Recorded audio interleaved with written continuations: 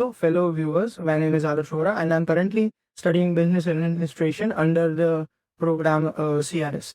So, as a part of my principle of management course, I'm conducting this interview for my formative assessment courses of leadership. So today I'm speaking with Mr. Dalim Vohra and Mr. Kulin Turakia, who is the founder at Patents, an outsourcing firm with clients primarily based in US. So let's start this interview. Sure. So can you please introduce your firm for the viewers? Right. Patterns basically is a 15, 16-year-old company. We started with a very small sort of a shop, or you can say a backyard, 15 years ago with one part-time employee. And we started with an intention of selling graphic design services to printing companies based in the US. And later we added virtual assistant services, e-commerce services, and then finally we added staffing and recruitment services. And at the moment, we are around 600 employees in India, and we have a lot of employees based in the US as well who are taking care of staff and services. That's great. You had, you gone through a lot of struggles. Of course, it's been sort of, there's always been up and downs, there's always been struggle. When you starting something from the scratch, the difficulties are definitely going to be there. Okay, that's great. What are the challenges that you faced during the beginning of the firm? Like, at the start? Loads and loads of challenge. I mean, we are not a brand, so every step, every day goes a challenge. I mean, when you start with technology, when you start with location, office, employees, anything you take it, and it's a challenge. Still, we're facing a lot of challenges, depending upon what level of business you have, the type of challenging efforts. Very slow scale, if you run a business, the challenges are different. These days, the challenges are a lot different than what they were earlier. But we are trying to work on the challenges based on the situation. Okay, so how do you ensure that your team stays aligned with the company's goals and values? Team stays aligned with company's goals and values is with the type of communication channel that we have. I mean, we have a set of processes to follow for every different unit, because each of these, we have 4 different units in Vohra. Each of these units of different industries, their mode of operations are different. They have their own softwares, they have their own standard processes to follow. From a fresher who gets into the company, there's a training department who takes care of it, learning and development, you can say. And then once they hit the floor, once they get on the job, they have an on-job training. Once that's done, we gauge their performance based on the softwares, based on our observations. I mean, we both don't observe anyone. There are a set of people who do this, but we have set certain standards. We follow certain processes, and that's why we are able to align a lot of works through a proper channel of hierarchy as well. Okay, so what leadership qualities does a leader need to entrepreneur a company, like make decisions in a company? There's no particular leadership quality that a leader will need. I mean, they need to have, first of all, leader needs to understand the employee situation as well. You have to emphasize their position as well while taking any decision. A leader has to have faith in the team that they have. There's only, I mean, there are types of situation that a leader gets into with different types of employment, with variety of mindset that a leader has to understand. I mean, the leadership game changes a lot from employee to employee. It doesn't remain common for all the employees. I mean, leader has to be more flexible towards the management goals, so that they can understand the employees and work towards the goals of the company. A leader has to make sure that he creates more and more leaders. Okay, that's it. So motivation is something that employees need nowadays, as the Gen Zs, what we call them. So how do you maintain the motivation in your employees? Okay, we do a lot of course, monetary motivation is something that we take care of. Each employee has their own performance incentive standards. So if they meet certain level of performance, they will incentivize based on their performances.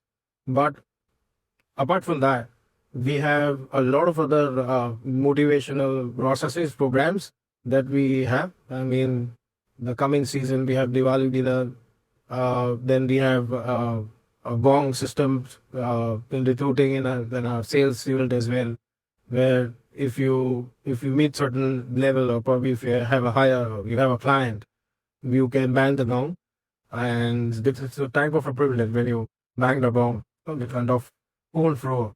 There are more than 100 people sitting on the floor, and you're banging the gong, which makes difference. So people are motivated about this. We have every month we have rewards and recognition programs in the company where people are rewarded based on the performances. We have pretty often we have their appraisal programs going on, which is of course a part of monetary motivation. And we have promotional programs as well. There we gauge the performance of the employee. We see how the employee's behavior is towards the company, how regularly they are, how much zeal they have to develop themselves, to grow. And we ensure that each and everyone in the company grows at certain level if they spend some time with them. Also, we want in-house motivator who usually take sessions. So we have a mind coach as well, who is here normally 2 to 3 hours every day, and he sits with a set of people every day, and based on the review of the supervisor that he or she is particularly reporting to, he will have a motivational session, and he'll be able to develop the mindset towards the organizational goals. And it will not only help the company, it will also help an individual that is in his personal life on that. Okay. So I've seen nowadays that there are a lot of young entrepreneurs out there trying their best in a business. So what all advice would you give to them? Never give up. Just keep working on it. Okay. It takes years to develop business. It doesn't happen overnight. You just need to have faith on the process, faith on the skill that you have. Just believe in yourself and think out of the box. Come out of the comfort zone. Start working. So don't be comfortable. Focus on your own, whatever you want to do. Put on constant efforts continuously and be patient. So you can't be complacent when it's business owner. Yeah. Right. So we need to make sure that their employees believe the same, have the same sort of mindset. So if they're going off track, you need to ask them to get back to the goal. That's all you're supposed to do. Okay. So how should let's say that's what I got. If a business has, for example, 1,500 employees or 2,000 employees, it's really difficult for them to communicate within the business. So we haven't reached 1,500, 2,000. So currently, we need to meet. But there's always a challenge to. I mean, you cannot communicate with all 2,000 employees at one point of time. okay. The only communication mode that you have is the internet software that we have, which is known as Spine. So that's our HR system. So we can broadcast messages to that. We have emails. We do announcements, a lot of announcements, but then we have our entire HR team who takes care of employee relationship. They can talk to employees and they ensure that each and every employee has been under the process. I mean, goes under the communication process pretty often, say once in a month. It's impossible for owners to communicate with everyone. That's why we have hierarchies. That's why organizations have hierarchies. So the lower level, the junior employees are having proper guidance from their seniors. Even if someone from the junior employees wants to talk to the owner, they are not that comfortable to talk to us again. Okay. Rather than be having communication with them, they are also not comfortable to have conversation with us. They'll be more comfortable with their superiors, their team leaders. Yeah, they have a kind of They meet working with them day in and day out. So they don't know who we are. It's the first time they are facing. Even if we talk to them in a normal way, they don't give us normal replies because they have that different side of mindset that I'm talking to the owner and all. So they will not be able to open up. Okay. So that's great. Viewers, thank you for watching this video and thank you for you guys to give me some time and have a chat with you guys. It was wonderful being with you. Thanks for you too. Thank you. Hello, fellow viewers. My name is Arush Vohra and I'm currently studying business administration under the CRS program. As part of my Principle of Management course, I'm conducting this interview for my formative assessment, Voices of Leadership. Today, I'm speaking with Mr. Jubin Damania, and he is the head of the department for sales at Patents. So, Patents is an outsourcing company based in the US. So, thank you so much for taking some time. It's a pleasure meeting you. Thank you. Thank you for having me, Arush. So, can you please introduce your company? Sure. So, my name is Jubin Damania. I'm the head of the department for business development here at Patents. Been with this organization since past 2014. And Patterns is one of Baroda's top outsourcing firms, specifically designed to cater graphic design, virtual assistants, and staffing services into the US market since past 2009. We are proudly to say that we are a 600 employees company, and we are growing ever since. Touchwood, I would say. So that's great. So, can you tell me about your roles and responsibility as your head of the department position, success? Absolutely. So, on a daily basis, I would say I'm responsible for finding new business opportunities for the organization, right? I'm also enrolled with my stakeholders, with my management team, which is my owners, in terms of revenue planning and basically driving new business economics into the firm. I also basically have a sales team as well, who are basically responsible for getting new business opportunities along with me. And I manage basically a team of 20 agents under me who I oversee every day. Okay, that's great. Okay, that's great. So, it is obviously difficult to communicate with them, and as you know, there are some people who are really impatient. So, how do you handle those kind of situations? Well, I would say they're not that impatient compared to Indians, I would say. But yeah, it is sort of a thing. But no, when we reach out to business owners, so you got to be up to the point. What is the nature of the call, and what is it something that what you're trying to say? So if you be quick with what you're trying to say, they are the most sweetest people that you can talk.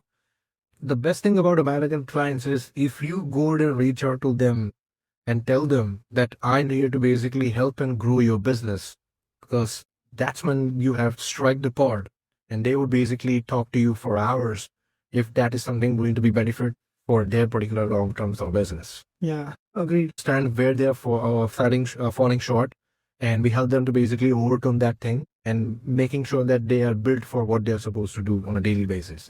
Okay. So, yeah. How do you? What leadership skills do you need, which you think is most important for a sales manager or a head of department? Look, you need to be visionary, Arush. You need to have a vision. Sales is all about going to a distance. This is not about sprint. This is about marathon, right? So you need to have that vision, that someone to think 2 steps ahead of what is going to come. Basically, it's sort of, I would say, a planning and a sixth sense that you have, an intuition as well. And that's how you basically have to train your team as well, because these are going to be your assets. And they are going to, because of them, the company is going to get business. They are going to get new clients. And hence, once we get new clients, it equals to more money and revenue. So the leadership quality, I would say, you need to have assertiveness, you need to have aggression in terms of understanding the game. You need to be patient as well at the same time. But you need to enhance your skills on day-to-day basis, because world is evolving like anything. This is we are going to enter 2026 now. So you need to be on your toes. What's happening new in the market? What are the new market trends? How's the customer responding to the current market trend? So you have to keep evolving your working style in order to sustain in the market. Have good market research. Absolutely. So, what advice would you give to students who want to work in CS or business development in the future? I would say everyone should work in business development, because business development equals to money. And who doesn't like money? It is worth, right? Everyone likes money. Who would like that money, right? So as I said, that look, sales is something any company cannot survive without it. You have a great R&D department, you have a great support staff, but they are not going to go out in the market and sell your line of services. It's what we are here for. So I tell them that we are no less than magicians on the phones. We are supposed to be creative. We are no less than magicians. So every customer that they talk, they have a different understanding of mindset.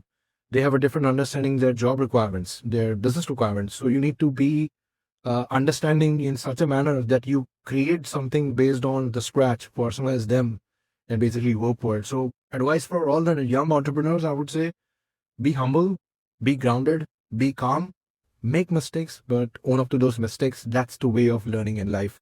It's never a no. You're always going to be learn something from a no.